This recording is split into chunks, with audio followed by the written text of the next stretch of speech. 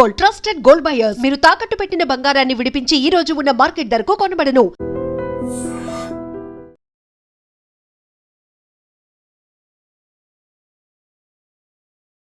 నా ఒంట్లో రక్తం కాదు సింధూరం ప్రవహిస్తోంది అని ప్రధానమంత్రి నరేంద్ర మోదీ అయితే చాలా తీవ్రమైనటువంటి స్వరంతో చెప్తుంటే, భారతీయులుగా ఇక్కడున్నటువంటి స్థానికులుగా మనం దేని మీద పోరాటాలు చేస్తున్నాం, ఎందుకోసం ఫైట్ చేస్తున్నాము, యాక్చువల్గా ఫోకస్ దేని మీద ఉండాల్సిన అవసరం ఉంది. మనతో పాటుగా ఉన్నారు senior journalist and analyst Suresh Kochattil గారు. సురేష్ గారు నమస్కారం అండి. సో నా ఒంట్లో ప్రవహించేది రక్తం కాదు సింధూరం అని ప్రధానమంత్రి నరేంద్ర మోదీ అంటున్నారు.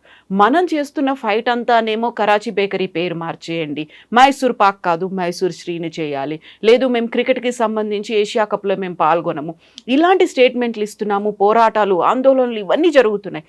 యాక్చువల్గా పాకిస్తాన్తో మన సంబంధాల్ని ఎలా మనం డిజైన్ చేసుకోవాల్సినటువంటి అవసరం ఉంది, ఎలా ముందడుగేయాలంటారు?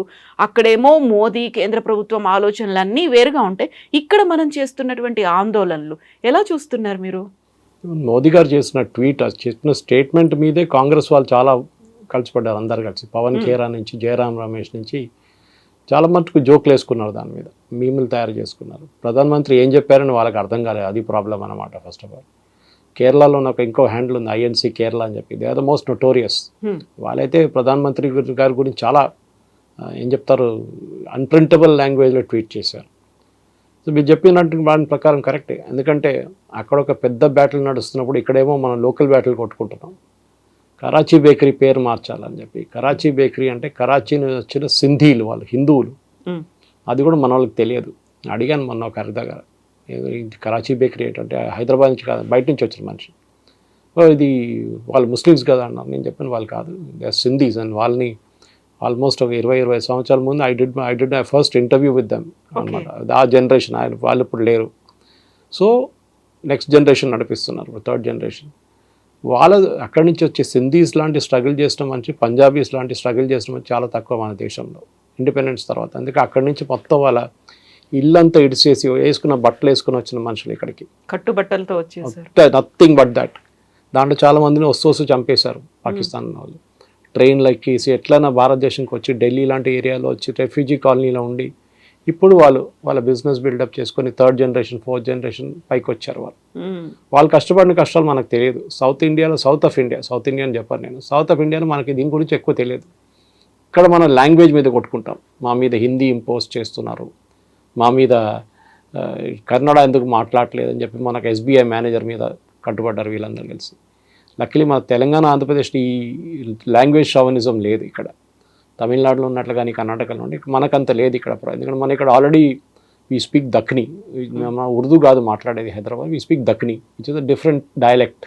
దాంట్లో మరాఠీ ఉంటుంది, దాంట్లో కన్నడిగా ఉంటుంది, కన్నడ ఉంటుంది. దాంట్లో మీరు చూసుంటారు కైకో అంటారు, అది టిపికల్ మహారాష్ట్రియన్ వర్డ్, అది హౌ కైకో. ఇదంతా చాలా మటుకు నిజాం స్టేట్ నుంచి ఇంటిగ్రేట్ చేసుకొచ్చిన లాంగ్వేజ్ అనమాట. సో మనకు ఆ ప్రాబ్లం లేదు. మన ప్రాబ్లం ఏంటంటే మన దేశంలో చిన్న దాని మీద పట్టుకొని మనం దాన్ని పెద్ద ఇష్యూ చేస్తాం అన్నమాట. మీరు చెప్పినట్లు మైసూర్ పాక్ ఉందని చెప్పి దాన్ని చేంజ్ చేసేద్దాం, మైసూర్ శ్రీ చేద్దామా, మైసూర్ ఇండ్ చేద్దామని. తింటున్న దానికి ఎందుకంటే కొట్టుకోవడం నాకు అర్థం కాదు, దాంట్లో పాక్ ఎందుకు వచ్చింది మీకు అర్థం కాదు ఫస్ట్ ఆఫ్ ఆల్. అదొకటి. ఇంకా చాలా మటుకు డిబేట్స్లో కూడా మీరు బిలీవ్ చేయరు, లాస్ట్ ఎస్పెషల్లీ 10-15 డేస్ నుంచి ఈ పెహల్గామ్ జరిగిన తర్వాత కూడా మోదీ గారు ఎందుకు బాంబే వేయట్లేదు, మోదీ గారు నాకు ఫోన్ చేసి అడుగుతారు. నేను చెప్పానేమో, నేను మోదీ గారికి ఇన్స్ట్రక్షన్ ఇవ్వాలన్నా బాంబే ఏమని.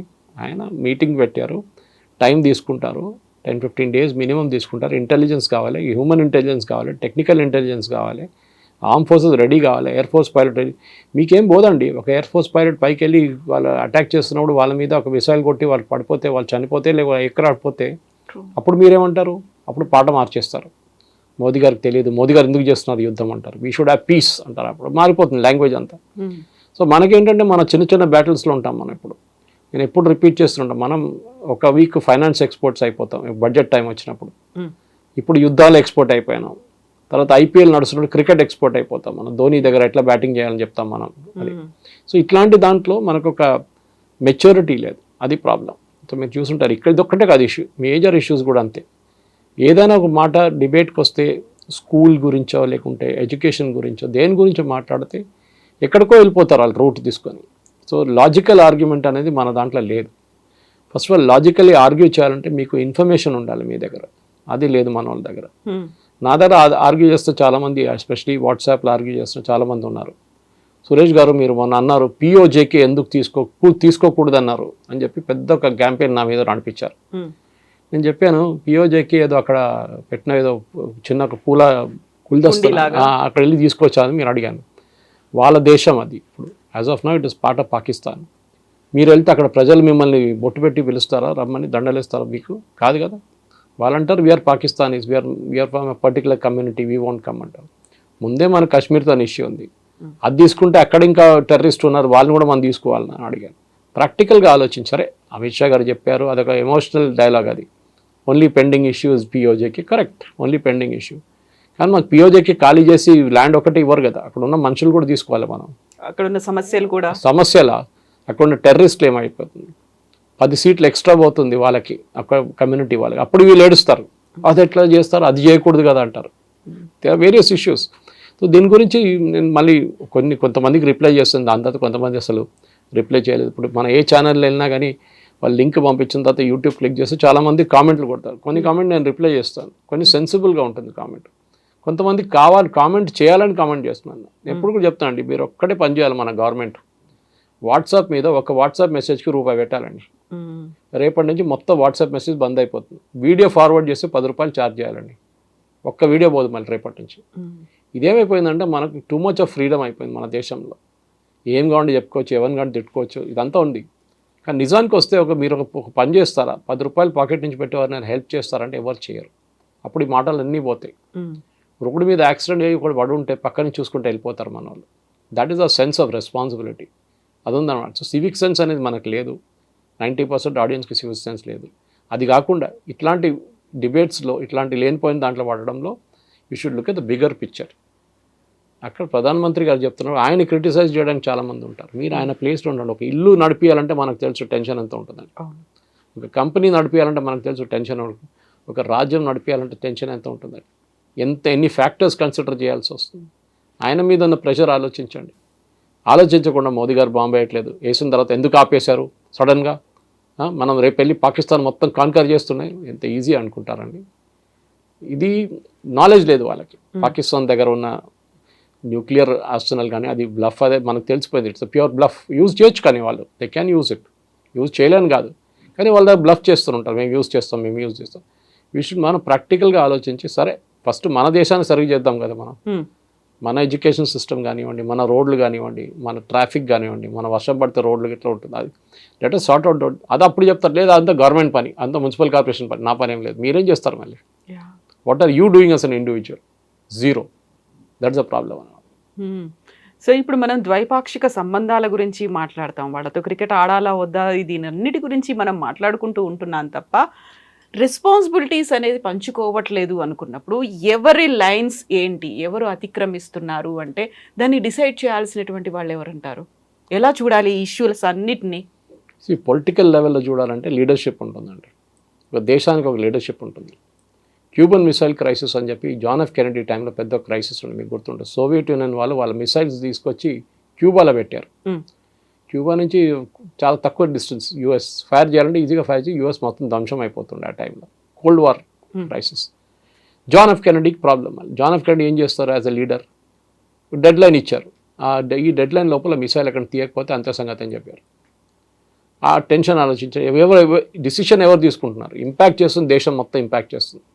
మోదీ గారు డిమానిటైజేషన్ చేసినప్పుడు చాలామంది మోదీ గారిని తిట్టారు. నేను లైన్లో నిలబడితే నాకు డబ్బులు రాలేదు. చాలామంది నేను నాకు అస్సలు ప్రాబ్లం లేకుండా అండి. మీకు ఫస్ట్ ఆఫ్ ఆల్ మీకు కావాల్సిన ఎంత డబ్బులు ఉంటుంది, మీ ప్రాబ్లం ఏంటంటే మీరు అనుకున్నారు బ్యాంకులో ఉన్న డబ్బులు అంతా పోతుంది అనుకుని అందరు లైన్లో వెళ్ళి నిలబడ్డారు. ఎవరోదో పుకార్లు చెప్పారు. రాహుల్ గాంధీ లాంటి వాళ్ళు నేను లైన్లో నిలబడితే నాకు 10 పైసలు రాలేదన్నారు, 20 రూపాయలు వచ్చిందన్నారు. ఎవరో కొంతమంది చనిపోయారన్నారు. ఏం జరగలేదు అసలు. సరే, ఇట్ వాజ్ అ మొమెంటరీ ఏం చెప్తారు, కొంచెం ఇన్కన్వీనియన్స్ ఉండే ఆ టైంలో. మోదీ గారు ముందే చెప్పి డిమానిటైజేషన్ చేయాలంటే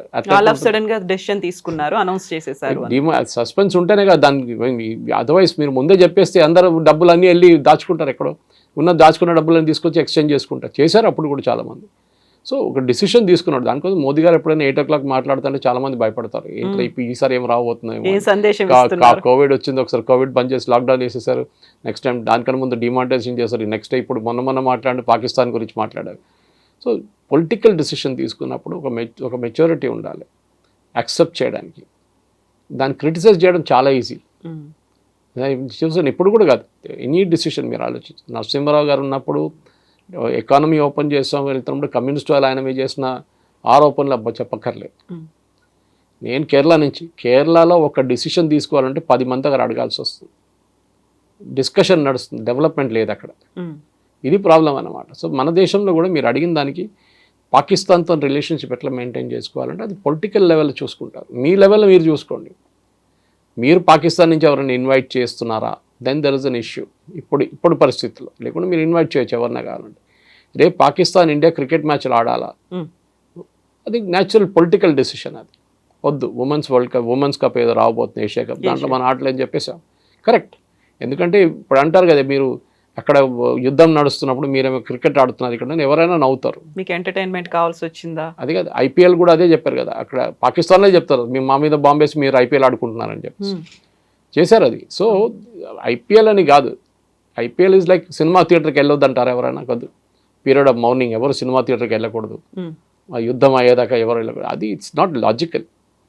మన దగ్గర ఒక వాల్యూ లేదు, దేనికి మాట్లాడుతున్నప్పుడు కూడా ఏదో చెప్పేసుకుంటారు అంతే. Argument for the sake of argument అంతే. లాజికల్గా ఎప్పుడు ఆర్గ్యూ చేయరు.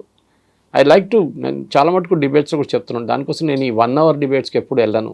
రాత్రిపూట 7 to 8 ఉంటుంది చూడండి, ఎప్పుడు అన్ని ఏ channel I will never go. ఒకసారి అర్నబ్ గోస్వామి ఛానల్కి వెళ్ళాను, కానీ అక్కడ కూడా somebody came and told me on the earpiece, this discussion చాలా టండా అయిపోయింది, కొంచెం గరం చేయాలని చెప్పారు. Very obvious sign what to do. Anyway అదొక నైట్లో సర్కస్ అయిపోయింది అనమాట. అది లాజికల్గా మాట్లాడి డిస్కషన్కి వెళ్ళడానికి నాకు అభ్యంతరం లేదు. కానీ గంట సేపట్లో ఒకరు వచ్చి ఒకరిని తిట్టుకోవడము, వాని ఇంకో తిట్టుకోవడం, తర్వాత అందరు కలిసి చాయ్ తాగేసి ఇంటికి వెళ్ళిపోతారు. What did you learn from it? Zero. So మన ప్రేక్షకులు కూడా అర్థం చేసుకోవాలంటే, చాలామంది అడుగుతారు, you won't believe it, Suresh గారు మీకు నాలెడ్జ్ ఎక్కడి నుంచి వస్తుంది అన్నారు. మొన్న కూడా ఈ 2-3 ఛానల్ వాళ్ళు అడిగారు. నేను నథింగ్ మ్యాజిక్ అబౌట్ ఇట్. ఏ చిన్న టైం 10 నిమిషాలు దొరికితే కూడా ఏదో చదువుకుంటూ కూర్చుంటాను. When I'm driving I put my Bluetooth on, అంటే car Bluetooth on, and I listen to news, not watch news. ఎందుకంటే మన అటెన్షన్ రోడ్ మీద ఉండాలి, దానికోసం అనమాట. అది కాకుండా ఎప్పుడైనా ఇంటికి వెళ్ళంగానే పొద్దున పేపర్ ఉంటుంది, మళ్ళీ I have subscribe to lot of digital editions, అది చదువుకుంటాను. నేను యాజ్ అ నాలెడ్జ్ నేషన్, అదే చెప్తున్నాను, as a nation that has to have knowledge. మనం చదవాలి కంపల్సరీ. సబ్జెక్ట్ నాలెడ్జ్ కాదు, సబ్జెక్ట్ నాలెడ్జ్ అందరికి ఉంటుంది. ఏ ఇంజనీరింగ్ కాలేజ్కి వెళ్ళినా ఆ క్లాస్లో 100 మంది ఉంటే దాంట్లో minimum 60% will have standard knowledge.